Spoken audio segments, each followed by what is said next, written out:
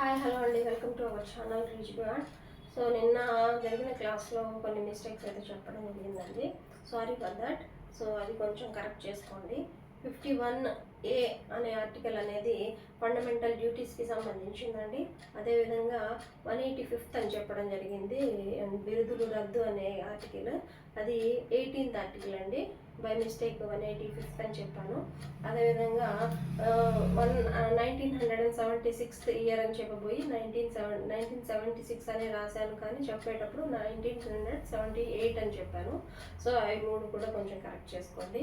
ఏమైనా మిస్టేక్స్ ఉన్నా చెప్పేటప్పుడు, ఏదైనా రాసినప్పుడు ఏదైనా మిస్టేక్ జరిగినా కానీ మీ కమెంట్స్ ద్వారా తెలియజేయండి. నెక్స్ట్ టైం రిపీట్ అవ్వకుండా చూసుకుంటాను. సో నెక్స్ట్ మనకి రాజ్యాంగ ప్రవేశికలో దాని యొక్క ప్రాముఖ్యత అండ్ సవరణాత్మకత, రాజ్యాంగం యొక్క ఇంపార్టెన్స్ ఇవన్నీ కూడా ఉన్నాయండి. వాటి గురించి చూసుకుందాం. దాంట్లో ఉండే కేసెస్ ఏంటివి అనేవి చూసుకుందామండి ఈ క్లాస్లో. సో అల్లాడి కృష్ణస్వామి అయ్యగారు మనకి ఫస్ట్ రాజ్యాంగం యొక్క ప్రాముఖ్యత, దాని యొక్క ఇంపార్టెన్స్ ఎంతవరకు ఉంది, ప్రవేశిక అనేది రాజ్యాంగానికి ఎంత ఇంపార్టెంట్ అంటే, సో ఫస్ట్ మనకి రాజ్యాంగాన్ని రాసినప్పుడు రాజ్యాంగ ప్రవేశిక అనేది లేదండి. తర్వాత ప్రవేశికని యాడ్ చేయడం అయితే జరిగింది. సో తర్వాత ఈ రాజ్యాంగ ప్రవేశికని కొంతమంది కొన్ని విధాలుగా అభివర్ణించడం జరిగిందండి. సో ఆ స్టేట్మెంట్స్ అనేవి మనకి చాలా ఇంపార్టెంట్.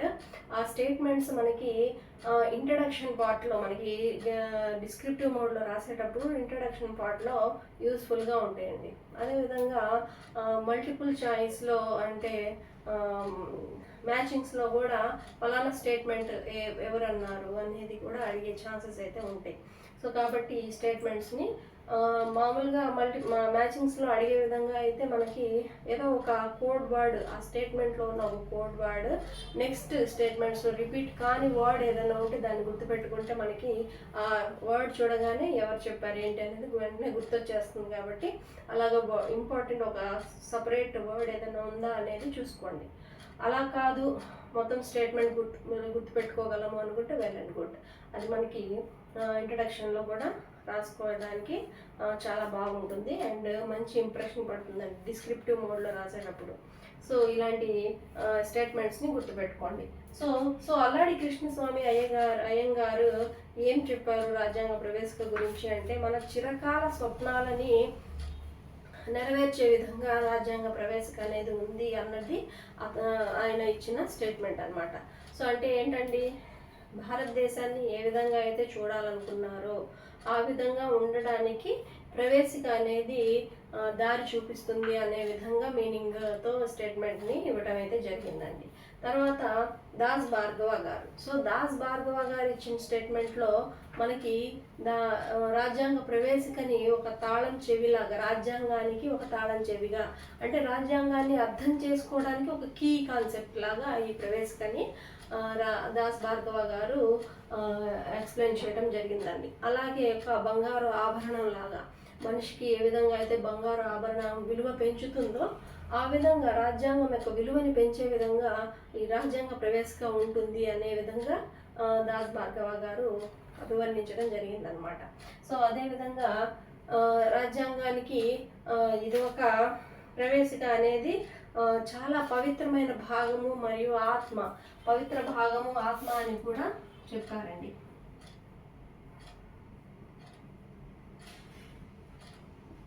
రాజ్యాంగానికి ఆత్మ వంటిది రాజ్యాంగ ప్రవేశిక అనేది కూడా దాస్ భార్గవ గారు వర్ణించడం జరిగింది. అలాగే ఎర్నెస్ట్ బార్కర్ ఈయన కీలక సూచిక, రాజ్యాంగ ప్రవేశిక అనేది రాజ్యాంగానికి ఒక కీలక సూచిక.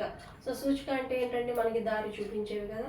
సో అలాగా ఒక దారి చూపించే విధంగా ఈ రాజ్యాంగ ప్రవేశిక ఉండబోతుంది అని ఆయన చేసిన స్టేట్మెంట్ అన్నమాట, కీలక సూచిక.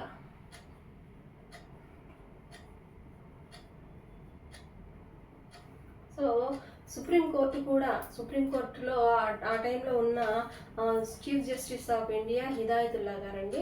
సో ఆయన చేసిన కమెంట్ ప్రవేశికకి అనుసరించి ఏంటి అంటే, విప్లవం తప్ప దీనిని ఎవరూ మార్చడానికి వీలు లేదు అనే ఒక స్టేట్మెంట్ని ఇవ్వడం అయితే జరిగిందండి. అంటే ఎంత ఇంపార్టెంట్ మనకి ప్రవేశిక అనేది దీన్ని బట్టి అర్థమైపోతుందండి.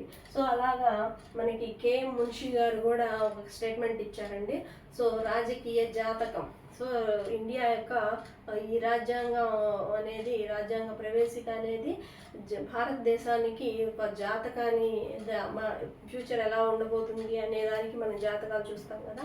సో ఆ జాతకం అనేది ఈ ప్రవేశికలో మనం చూసుకోవచ్చు, ఇండియా యొక్క కాన్స్టిట్యూషన్కి సంబంధించి అని ఆయన కేఎం మున్షి గారు చెప్పడం అయితే జరిగిందండి. సో నెక్స్ట్ మనకి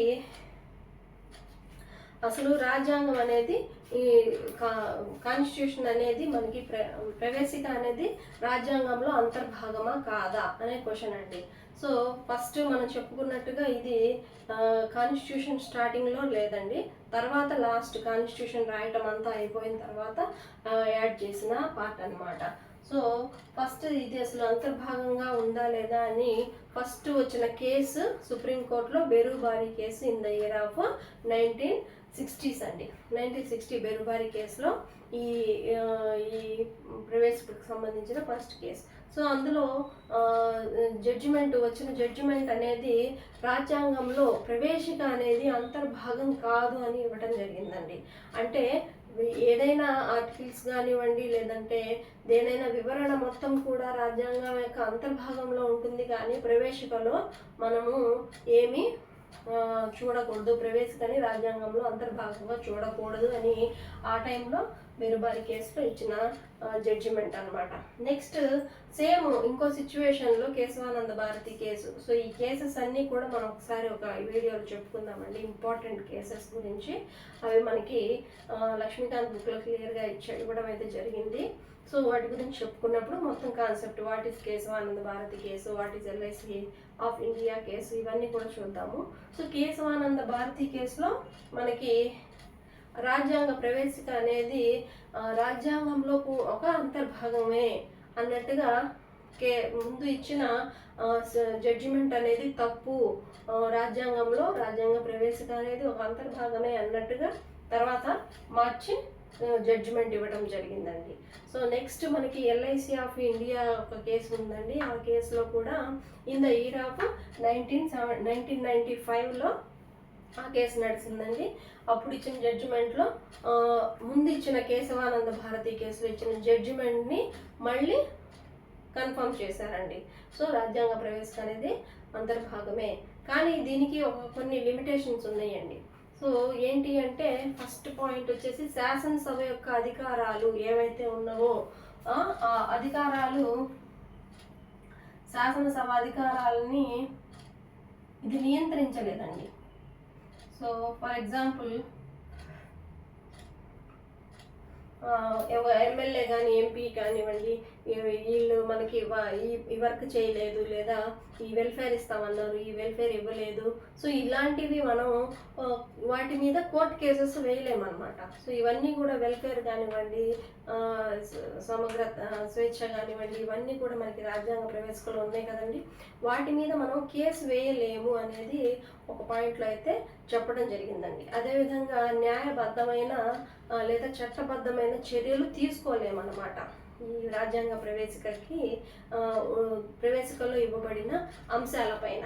సో అదేవిధంగా రాజ్యాంగం యొక్క ప్రవేశిక అనేది సవరణాత్మకత ఎంతవరకు ఉంటుంది, సో సవరణ చేయొచ్చా, అది అంతర్భాగమే అన్ని జడ్జిమెంట్ వచ్చింది కాబట్టి దాన్ని కూడా సవరించే హక్కు అనేది కేంద్ర ప్రభుత్వానికి ఉంటుందండి.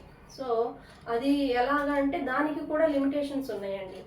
దాని యొక్క మౌలిక స్వరూపం ఏదైతే ఉంటుందో, రాజ్యాంగ ప్రవేశిక యొక్క మౌలిక స్వరూపం మార్చకుండా, దాని యొక్క మూల భావం మార్చకుండా రాజ్యాంగ ప్రవేశికని కొన్ని సవరణలు అయితే చేసుకోవచ్చు అన్నట్టుగా నెక్స్ట్ సుప్రీంకోర్టు జడ్జిమెంట్ అనేది ఇవ్వడం జరిగిందండి.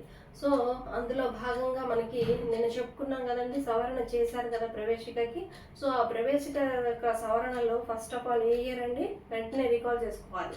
So 1976 year 42nd amendment. అప్పుడు దాంట్లో ఏం జరిగిందండి, మనకి 3 వర్డ్స్ అనేవి యాడ్ చేయడం జరిగింది రాజ్యాంగ ప్రవేశికలో. వాట్ ఆర్ దోస్ అండి? సామ్యవాద, లౌకిక అండ్ సమగ్రత. సో ఈ 3 వర్డ్స్ని రాజ్యాంగ యొక్క ప్రవేశికలో యాడ్ చేయడం జరిగింది. సో ఇలాగా రాజ్యాంగ ప్రవేశికని మనం చూడొచ్చు అనమాట. సో ఇవన్నీ కూడా చాలా చాలా ఇంపార్టెంట్ పాయింట్స్ అండి. ఒక నోట్స్ అయితే ప్రిపేర్ చేసుకోవడానికి ట్రై చేయండి, మళ్ళీ క్విక్ రివిజన్లో పనికి వస్తాయి. నెక్స్ట్ మనకి సెలియన్ ఫీచర్స్ ఆఫ్ ఇండియన్ కాన్స్టిట్యూషన్ అంటే రాజ్యాంగం యొక్క ముఖ్య లక్షణాల గురించి ఒక లెసన్ ఉందండి, దాని గురించి కంటిన్యూ చేద్దాం. ఓకేనండి, వీడియో నచ్చినట్టయితే సబ్స్క్రైబ్ చేసుకోండి, షేర్ చేయండి, లైక్ చేయండి. అండ్ ఏవైనా డౌట్స్ ఉన్నా కానీ లేదా ఏదైనా మిస్టేక్స్ ఉన్నా కానీ మీ కమెంట్స్ ద్వారా తెలియజేయండి. Thank you so much. Thank you for watching.